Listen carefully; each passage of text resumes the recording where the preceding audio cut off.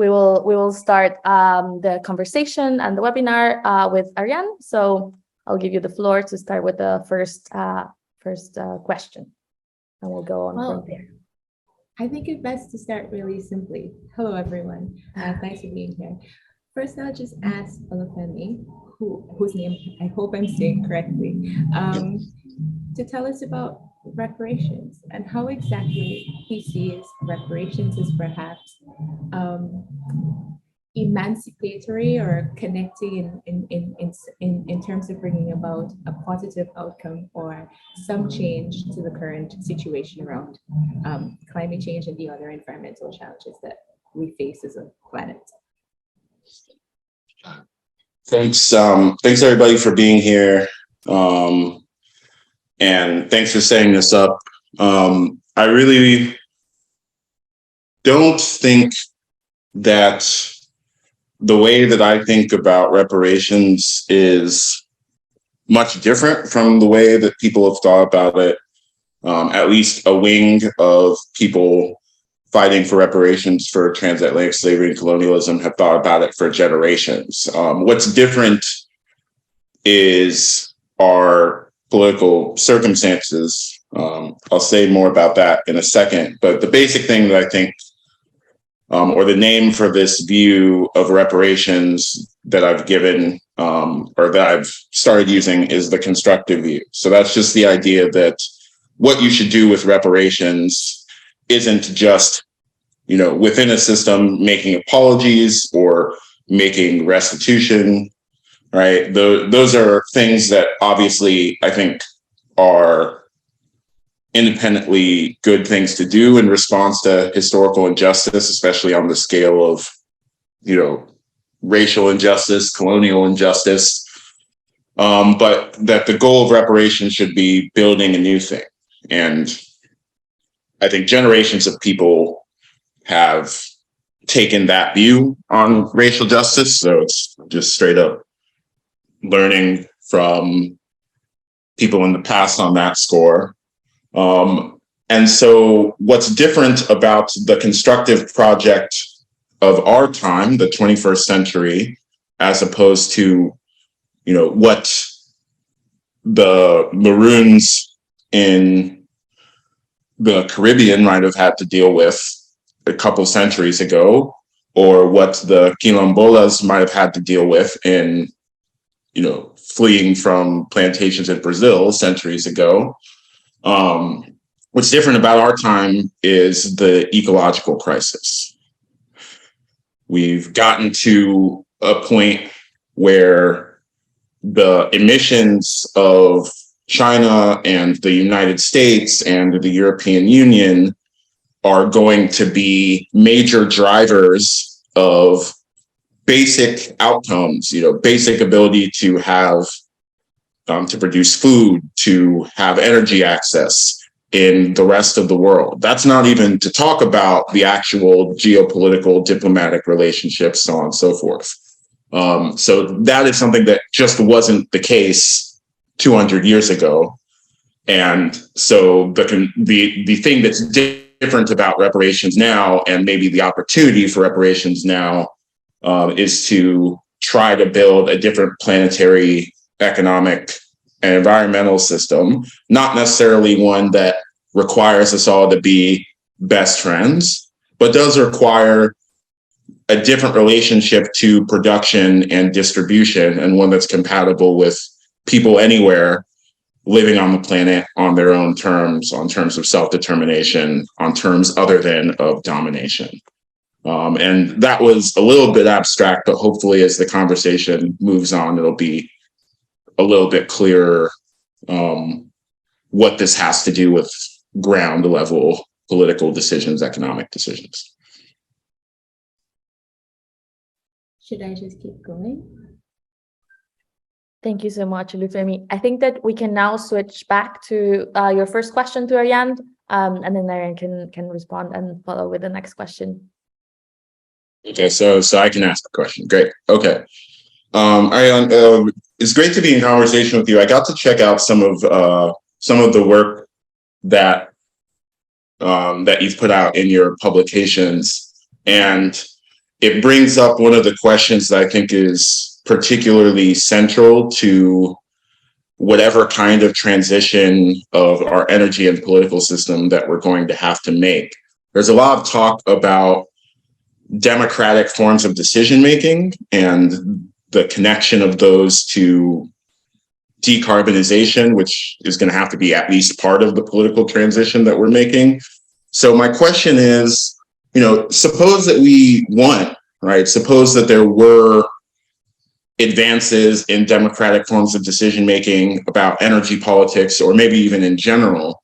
So we won at the level of getting democratic processes, getting participatory budgeting or citizens' assemblies or things like this to decide important aspects of policy. Those democratic processes can be messy, they can be tumultuous, they can, bring out rather than paper over differences that people have. So in your view, as a scholar of climate governance, what would you look for to judge whether or not these participatory or direct democratic structures were succeeding? And what should the rest of us look for? Thanks for the question. The simplest thing, for anyone who's concerned about climate change, and for me to point to, would be carbon emissions. So if we were to look at the level of emissions that have been sustained and that are that continue to be produced or that continues to exist over time, seeing a curve in that level of emissions would be a good sign of actual change. But the gap to the idea of moving from deliberative processes or any kind of local small scale effort that then, and the gap between that, these initial grounded efforts or deliberative processes or behavior changes and so on, and an actual bend in the curve, and a bend in the curve going south, is quite substantial. And it's of course difficult to see an immediate correlation between action that might be taking place and the global carbon output, global emissions. That said, I think there are a number of things that people could look for that would actually indicate that there is at least some kind of change. But before I say that, I'd like to say also that I think that deliberative processes are a good thing, no matter where they take place. I think that getting more and more people involved in discussions around climate change has the potential to perhaps have a ripple effect as more and more people have substantial conversations about how we could chart a different way forward. Even if it is, there's quite a lot of debate about whether or not the individual contribution to climate change or the avoidance of certain activities that would drive carbon emission increases, whether or not that makes any difference on the global scale. But still, obviously, the world is made up of a collection of individuals. So if we have individuals who are engaging in conversation, telling other people who live in their areas or elsewhere about their experience and their knowledge and so on, that they gain hopefully from reputable, robust, scientifically informed sources. If altogether these conversations take place, wherever they take place, I believe there's a chance for the existence or for the driving of a ripple effect across social spaces that could bring about change in a kind of cumulative way. We don't quite have time to hope for this to be organic or to be, it's urgent, like dreadfully urgent and terrifying, but it still needs to be done to the extent that we operate within the framework that we currently have. So how could we think about moving, so what I was saying before, or at least imagine, or at least be able to recognize a difference or a change from between this gap. So between what takes place in these deliberative circles, to the extent that they exist, and then global carbon emissions, or at least within particular states, because again, we're operating between, at least in this conversation, as I'm thinking at the moment, within the collection of states in international relations as we understand them, as has become commonplace. Then we can perhaps look for people who are, we can, one, check to see the extent to which states are accommodating or interested in what these citizen assemblies actually come up with. How open are they?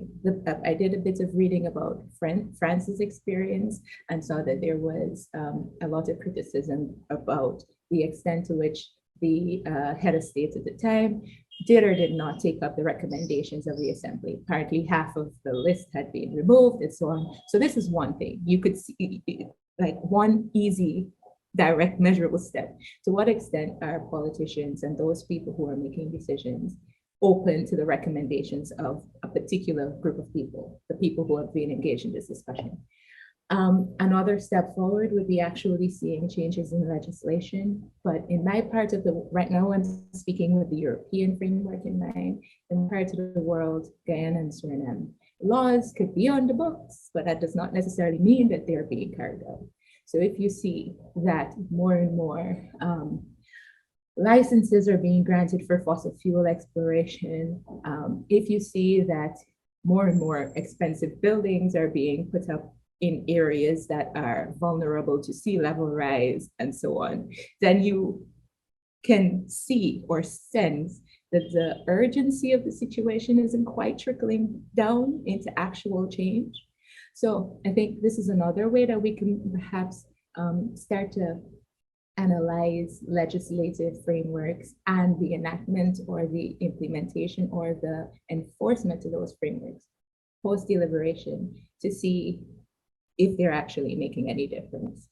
Hopefully, in an ideal world, everybody would be having these discussions and pushing at the system from, to my mind, pushing at the system from different points, and that could actually maybe redound to broader change. Because, and I hesitate to say this, but I believe that even though we're well aware of who the main polluters are, I shouldn't say polluters because carbon aren't quite pollution in that way. But anyway, who the main emitters are, I think there's still a responsibility on the rest of the world world that we would call developing, the tradition, those that are historically not large emitters, to try to chart a different path from the one that we know to be harmful.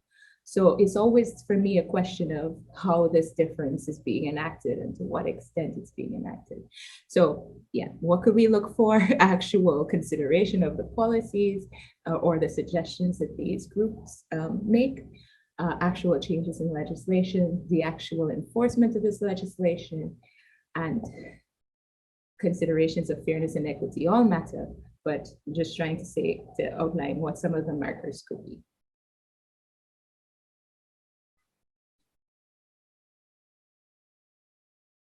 Wonderful, thank you. I think you can jump to the next question.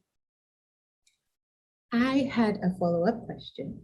I really like the idea of reparations being constructive, of course.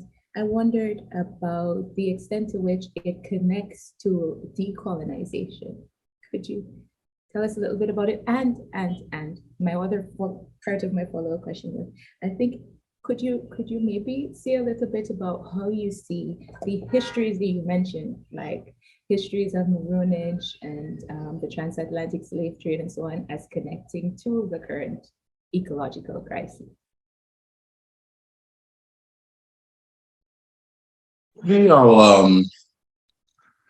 Yeah, I think that's an interesting pair of questions, and I think at bottom they might be the same, or maybe at least my response might be the same. So maybe I'll start with the back part. So particularly in the Western Hemisphere, there's a history of organizing of people who were enslaved as part of the transatlantic slavery that built colonialism and that built the present world order. That, of course, includes marronage. It includes people setting up alternate societies, quilombos or palenques, depending on where you are in the world, they would call it one thing or the other thing. It includes struggle within those systems. There's the Underground Railroad here. Enslaved people were prime forces of abolitionism, which is something that isn't always written into the history of abolitionism. It's often written as though it was just charity bestowed on behalf of, people who were part of the colonizing cultures, but of course that's not true. Of course, enslaved people were part of the abolitionists. So I think in general, what I'm trying to say is that there are different forms of political responses to slavery, to colonialism, to racial injustice that people have taken. But many of them, not all of them, but many of them have sought to literally reshape political boundaries, whether it's by starting a new political order that would become part of the, what you could call a sort of state system in colonial Brazil or Colombia, or wherever we're thinking about, whether we're thinking about rebuilding a political order to, yes, eliminate slavery, but also build in actual just conditions. The goal wasn't to move from slavery to sharecropping, obviously. The goal was to move from slavery to free political association on the basis of non-domination. So that's what, that's one reading of what 40 Acres and a Mule was about. Not only should we get rid of slavery, but we should have the material resources to actually make our own political decisions. So all of those are about refashioning the political environment and not just ending one practice or not just responding to one particular practice. So all those become invested in the question of what the political order should look like in general. Should it have this many states and this many kingdoms? Should it have some other amount? What should the land division be? What should the kinds of production be? Who should get to vote? All of these questions about what society is like at all, and not just whether or not there is slavery in society, end up being part of the response to slavery and colonialism. And that makes sense because, on my view and on a lot of other people's view, slavery and colonialism were worlds, right? There's such a thing as a slave society. It's not just a society in which slavery happens, but in fact, that is a fundamental building block of an entire world of injustice. And that's something that you have to tear down and build something else on top of. And that is, sorry, can you remind me of the first half of your question? I want to make sure I zoom in on it. But it ties in really well with what you're saying, I think. But the first half was the difference between reparations as constructive and decolonization. Yeah. So to zoom forward in time a little bit, during the wave of anti-colonial revolutions after the Second World War, when much of the world got its independence, especially in Asia and Africa, from formal colonial rule, one of the ideas that emerged was a new international economic order, right? So it's not just, so the idea was, of course, if Portugal or England or France claims colonial domination over our land, over where we live, then we're not free, right? Then we need to get out of that condition. But a lot of leaders, a lot of thinkers of that time wanted to go beyond that. Right, decolonization, avoiding a neo-colonial outcome, in their view, involved changing not just what states existed, but how those states related on economic terms. How do we decide terms of trade? Right? How do we decide how capital flows and who gets to exert controls over those sorts of things? Under the Bretton Woods Agreement, under the Bretton Woods institutions, I should say, there's a lopsided world order where the larger countries, the stronger countries, and the countries that have a particular relationship to the history of colonialism tend to have outsized influence on who runs the IMF, who runs the World Bank, what the rules produced in those institutions are. And that tends to crowd out the kinds of popular control over the economy that at least some people wanted to build into a new international economic order. And I don't mean to co-sign everything that was in that order, but I'm just pointing to the scale of what would have to be different on the international level if we were going to decolonize in a way that matches, I think, this planetary understanding of how politics works. And so there would be a deep connection between reparations as a constructive view, or on the constructive view, and decolonization, at least if you think of decolonization on a planetary scale.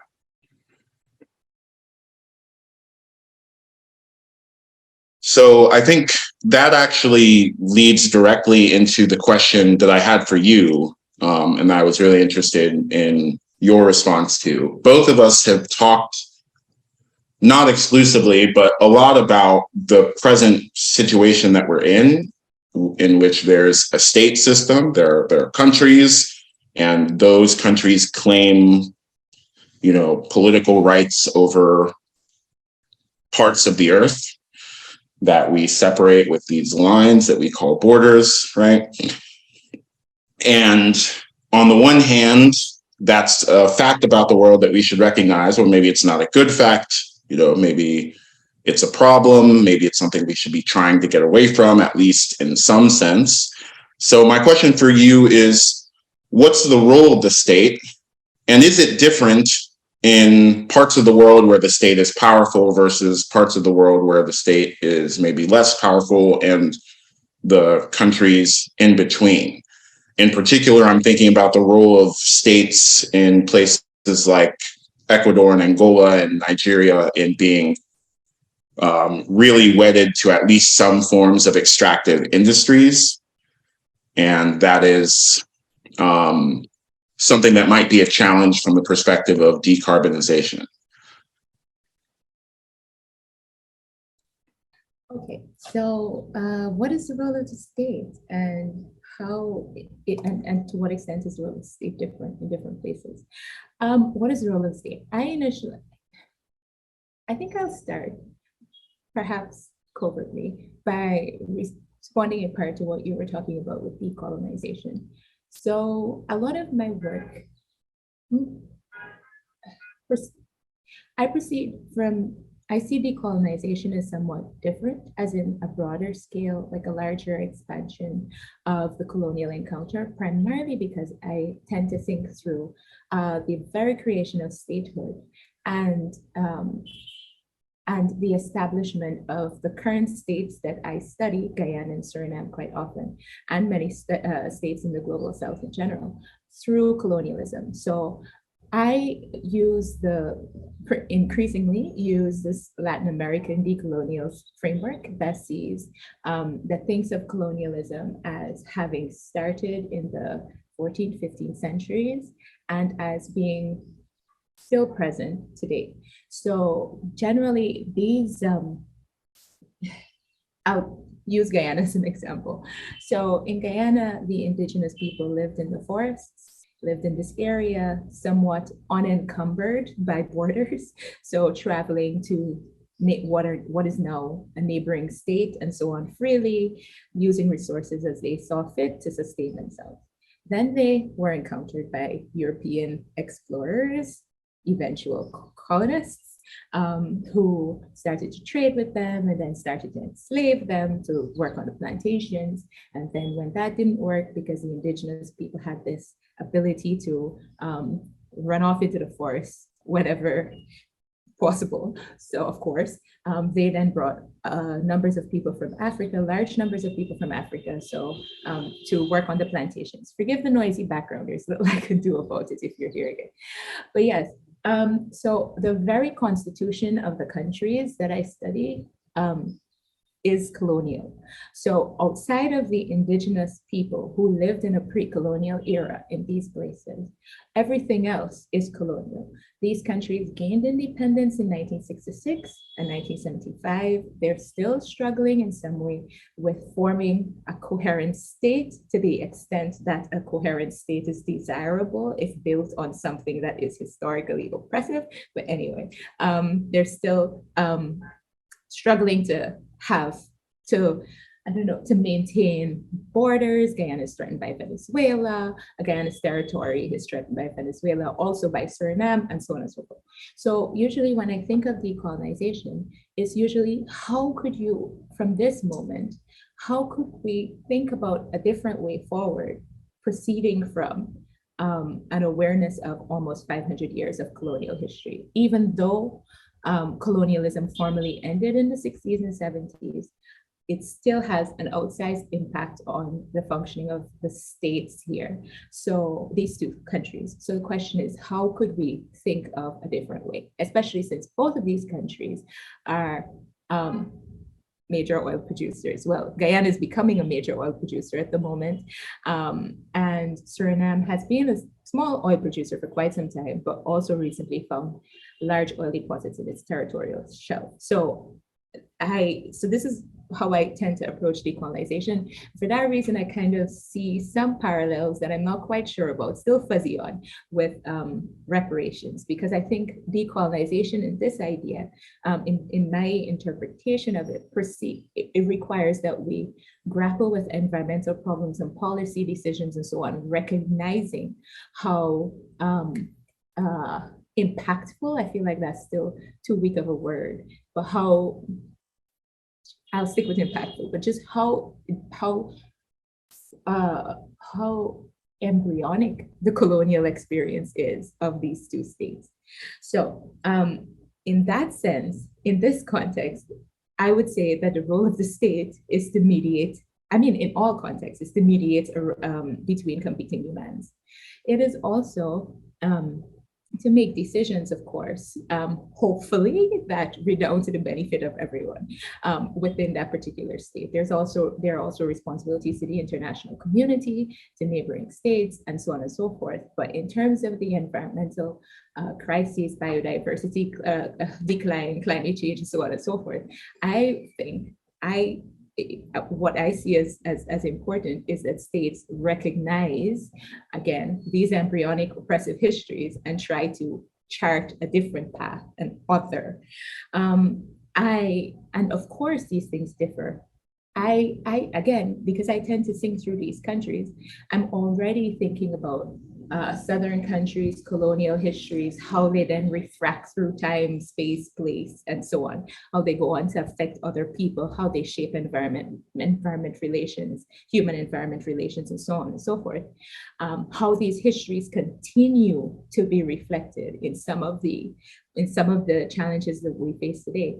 Other places also are, for example, the United States is also a settler colonial society, different type of colonialism. But then if we were to proceed from this recommendation, this realization, how do these colonial histories continue to shape some of the environmental policies, just modernity in general? When you think about decolonial scholarship in the way that I tend to use it and understand it, it sees coloniality, in the word of Quijano, as the underside, the underbelly of modernity. So therefore, how is modernity in the United States one of the most modern societies, one could say? How is this built on the oppressive colonial histories that come with the country being a settler colonial society?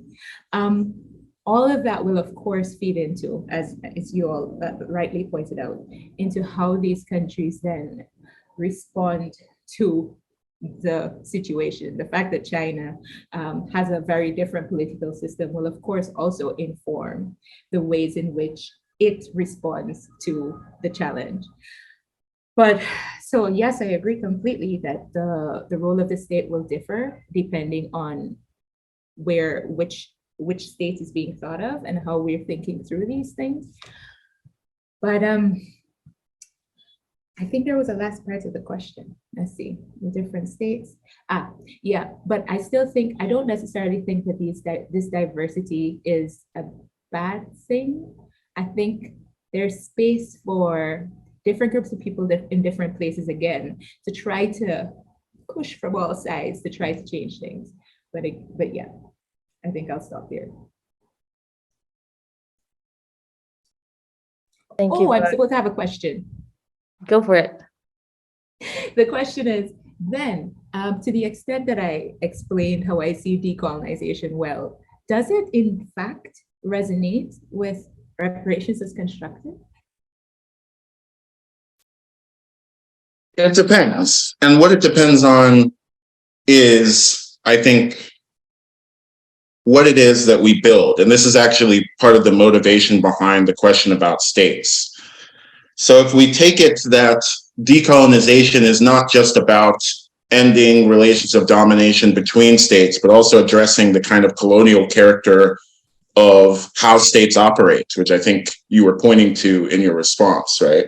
Then I think there isn't a necessary connection. You know, there might be a tension between reparations and decolonization if we're only thinking through the state system and thinking about, you know, rich countries sending money to poorer countries, right? If that's the only thing we mean by constructive view, then I definitely think there's not a necessary connection between reparations and decolonization in your view.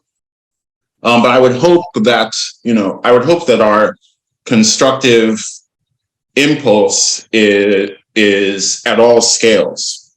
So yes, rich countries should be sending money to poor countries, but we shouldn't stop there, right? We should think politics in general is something that we need to reconstruct from the international level to the local level and all the scales in between. And at each of those levels, we can ask, how do we want this to work? And who should have to kick in money based on, or resources or time or attention or technology based on their relationship to past, you know, racial domination, slavery, colonialism, all of that.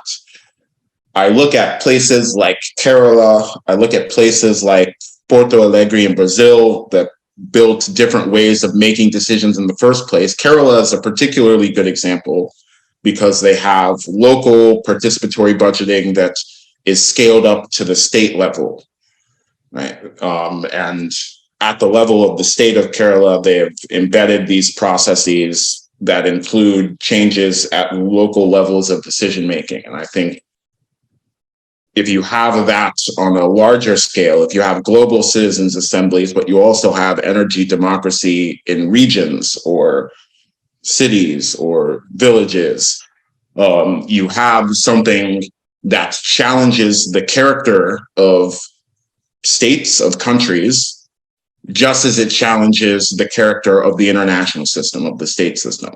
And if that's the thing we're constructing, I think there is resonance between that vision of constructive reparations and decolonization as you're thinking about it. Got it. Wonderful. Thank you both so much. That was a really, really interesting conversation.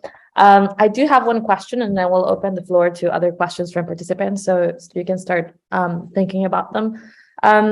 But throughout your conversation, you both mentioned this idea of like building new paths, and you know this necessity of thinking about how to do this. Also, Aren, you mentioned how those who have historically not emitted the most should also think about about crafting these new paths, about creating this new political order.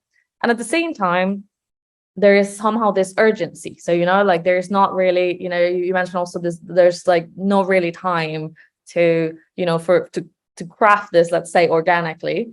So I'm wondering, and this is a question to both of you, how can this somehow consensus be created under the current, you know, with urgency in mind, but also under the current very clear hierarchies at the epistemological level, but also the hierarchies of how do we how do we put the different realities, the different political realities, the different implementation of legislation or non-implementation of legislation within creating this new consensus, within creating this new path? So who is there, who isn't there, and how can we, this is a very difficult question. You can also jump around it. But yes, like I'm interested in your thoughts around this actual, crafting of a consensus, this actual crafting of, new political realities, new, democratic institutions and processes and ways of decision making that do not depend on this racial contract within this, colonial institutions and epistemological hierarchies. Who wants to go first?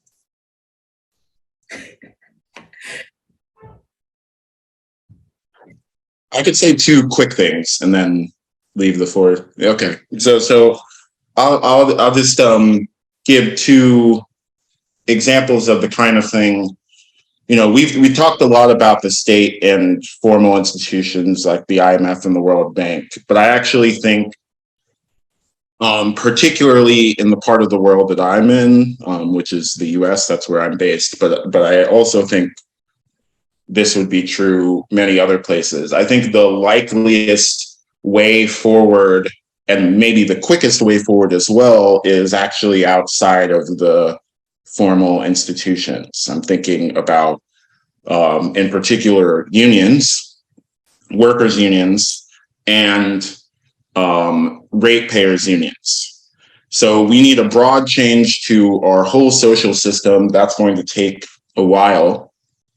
But it makes sense given that the role emissions play in the climate crisis that, maybe if you have to start somewhere, you think about energy and housing and land. Those are the kind of nexus of issues that I think are the strongest points of contact between our ecological system and our political system. And so if you have workers' unions demanding renewable energy access, if you have unions of ratepayers, people who pay into utilities demanding public control rather than private ownership of energy distribution and transmission, and if the pressure that those organized groups of people outside of the formal political system are putting is in the direction of renewable energy and broader democratization and broader decolonization,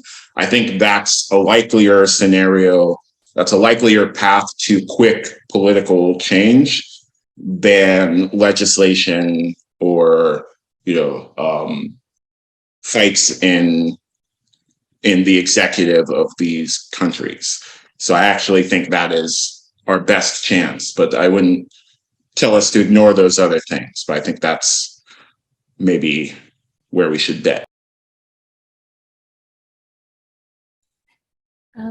I guess I'll say what I think is really urgent is that we change the way that we think. I don't think that this is necessarily a radical approach, but I think one coherent or one simple way forward is for people to recognize the connections between racial injustice and environmental injustice. These things are not, it's not easy to just recognize them, but I think it's important that we understand as a global community how we got here in the first place. And in how we got here, I see colonialism as a really important contributor, not the only one. Of course, neoliberal capitalism in recent decades has intensified some of these dynamics and so on. But generally, I think that an awareness of how we got here is really central to thinking or engaging with different ways forward. So now I feel like I'm going to be plugging my upcoming book, but I'm going to go ahead anyway. Next year, hopefully if all goes well, my book, Forests of Refuge, Decolonizing Conservation or Rainforest Governance in Guyana and Suriname will be published. And in it, I try to start to think and I just really want to mention, I don't know if it's something about thinking from the Caribbean that makes this really visceral. But there's another scholar whose work I found really insightful lately, Malcolm Ferdinand, who talks about the split between environmentalism and racial injustice or colonialism, like a split between activists that see these two things as different. And he ties this to the ship and colonialism in the Caribbean. So he thinks through some of the small islands that were colonized by the French. And I'm pretty sure I'm not doing justice to his work, but generally he tries to marry these different concerns. So racial injustice and environmental decline, and to show how these things were mutually imbricated, or how they share a natal moment. But generally, I think that thinking through the region it makes this relationship through the Caribbean region, because it's been so closely tied, it's been colonized for so long, it's been so closely tied to the rise of neoliberal globalization, and often used most often in oppressive ways. I think thinking through the region really shows how there's really a need to recognize the connections between these different concerns, and to organize a politics. And I don't have all the answers about how to get this done really quickly, but to organize a politics that actually recognizes the split, recognizes these tensions, and tries to not just blindly continue to build on it and intensify it. Because again, there's a desperate need to imagine an otherwise. And the romantic idea, and this is where decolonial thinking and so on could kind of go a little astray, but the romantic idea would be to try to learn from the people who have, and this is what I try to do in my work, but to try to think about the people who were there when it started, and to learn from how they were living, and not to romanticize how they were living,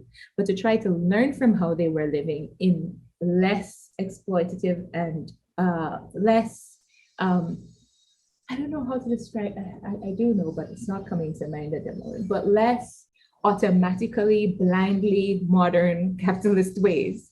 And to think about how we could recover some of the ways of being that existed before this rupture that Ferdinand so brilliantly explains.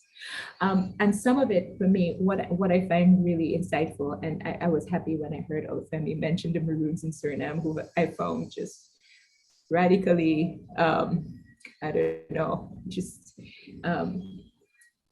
impactful, but just it's been really good learning from them. But generally, reading about how they resisted slavery, how they set up communities there, seeing that still people from Africa, I mean, this was a YouTube video, so not a scholarly source, but how people from West Africa travel to some of these communities and can speak directly to some of these communities still, so they still hold some of their native languages from Africa and so on, how they challenged the formation of the Surinamese state, how during the colonialism, how they fought the Dutch so much that there were eventual peace treaties signed that allowed them to live there. And then, however, the subsequent independent Surinamese state, unfortunately, when it was created, fortunately or unfortunately, they basically eradicated, or at least they didn't recognize the peace treaty, and started to see these communities, the land, the territory is all belonging to all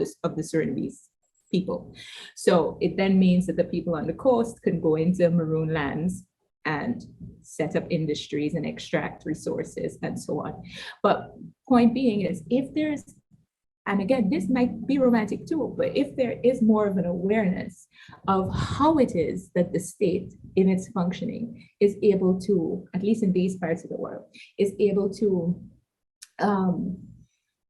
what legitimizes their access to resources that then leads to mass deforestation, not so much in Suriname and Guyana, but still, Brazil, for example, that then leads to mass deforestation and so on. How these things became so taken for granted in the modern world, then maybe we might have a moment for imagining an otherwise. And this is why I started by saying decolonization for me it allows us to pause for a second and think about how we got here, and opens up a little window for how we can imagine a kind of reconciliation or just grappling with. It's not an automatic solution, but it shows, at least it opens up a space. One of the many ways, I'm sure, that opens up a space for thinking differently. There was something else that just came to mind around what you asked, but since I can't remember, I'll just hope it comes back later and respond to other questions. Thank you so much, Ariane. So I will open now the floor to questions. I think there is a question in the chat. So Martin, if you want to actually turn on your mic and ask it, I think you can do that. And if anybody else has a question, please raise your hand or just type it in the chat, and I'll give you the word. Martin, go ahead. Yeah, the question I asked in the chat is as follows. Could you imagine a global assembly that is a global deliberative process of some sort that involves ordinary people, a global assembly that addresses the question of reparations? And then the question is, would you support having such a process? Do you think it could be beneficial? And if so, under which conditions do you think it could be successful? Thank you.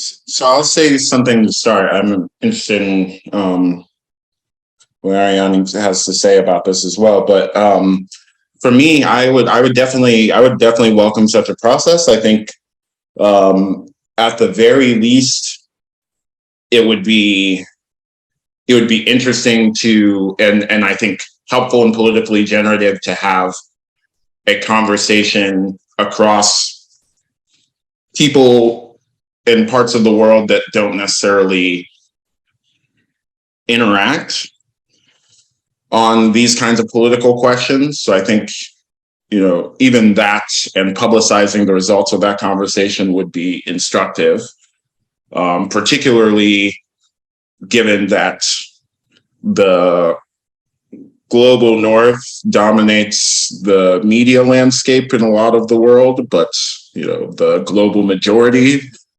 global south is a global majority. So those numbers would be interesting as frames in terms of who actually turns up to the climate assembly and how the conversation goes. But I think there's a lot of, I think the question that you asked about success conditions is also important, because one of the drawbacks of the citizens assembly is that all the focus is on what I just said, what's interesting about the conversation, and legislators tend to consign citizens assemblies to an advisory role. Even if you have popular assemblies that have some money allocating powers, like participatory budgeting sessions, those tend to deal with small amounts of money. So the question that I would pose to any kind of participatory democratic thing at the global level or any other scale is, what is the power that the assembly is given? Are they given direct decision-making process? Does the outcome of what recommendations the Citizens Assembly produce become law, or does it just become some other report that think tanks can write about? That's the direct way of saying what the success conditions are. And I think the political landscape under which you could win actual power for a global citizens assembly would have to involve the sorts of things I mentioned earlier, sustained kind of militant action by workers' unions and maybe debtors' unions and tenants' unions, left strong organizing that exerts leverage on the current formal decision-making apparatus at the international level and at domestic levels. I agree completely. I think though that one thing that might be risky is that if reparations were to become a global conversation, perhaps a question could also be asked of reparations for whom and why for certain communities and not others. So when it's at a national scale, it's somehow clearer. But globally, then you have so many different people who have faced injustice. And this is not to compare suffering by any means, but it's just to say that other people, like lots of groups of people, could then make a claim on why they should or should not have access to the conversation, or at least benefit from reparations. So that would be a risk. The other thing I would say is, if we think internationally, what I see, it's hard for me to separate such a suggestion of a global assembly from what already exists at the United Nations. There's already there are quite a lot of conversations between states, and yes, I know this wouldn't be state-led, it would be more citizen-led. But I think, and this was something I thought of when invited to be a part of the conversation earlier, it's about, for me, what's key is which knowledges are let in and which ones are not. And quite often, I think it would be, sure, lots of people are aware of how we got here and so on, but there's a tendency for what could be seen as the more radical approaches to be just left off in certain conversations and certain spaces.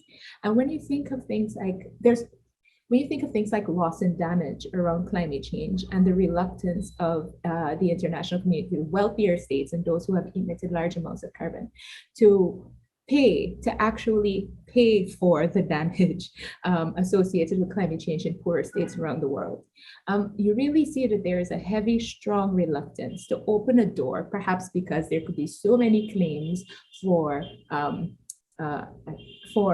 financial compensation for the loss, for loss that would perhaps bankrupt some of the richest states. I don't know, haven't done the numbers, but I'm saying there's such a reluctance to engage with claims for recognition globally, for recognizing oppressive histories and how they factor into global decision making, that I question the extent to which such an approach would really bring about meaningful change. Wonderful. Thank you both so much. You've given me so much to think about. There is another question, but unfortunately, we're going to have to close down because we have just 2 more minutes. And we also depend on our translator. So who gets tired after an hour? Obviously, I would do too. But thank you so much. I think that one last thought that remained in my mind was also this idea of like how do participatory or deliberative processes cannot replicate kind of like this categorization, this racialized categorization of peoples in the ways in which they include all citizens or communities, but actually just trying to think about these different types of knowledge being included or being excluded from the conversation and from the decision-making space. So thank you so much for that. Thank you both for joining in this conversation. It was really wonderful to share this space, and thank you to all participants for joining in. If you would like to join to our next session next Wednesday, I will share the link in the chat.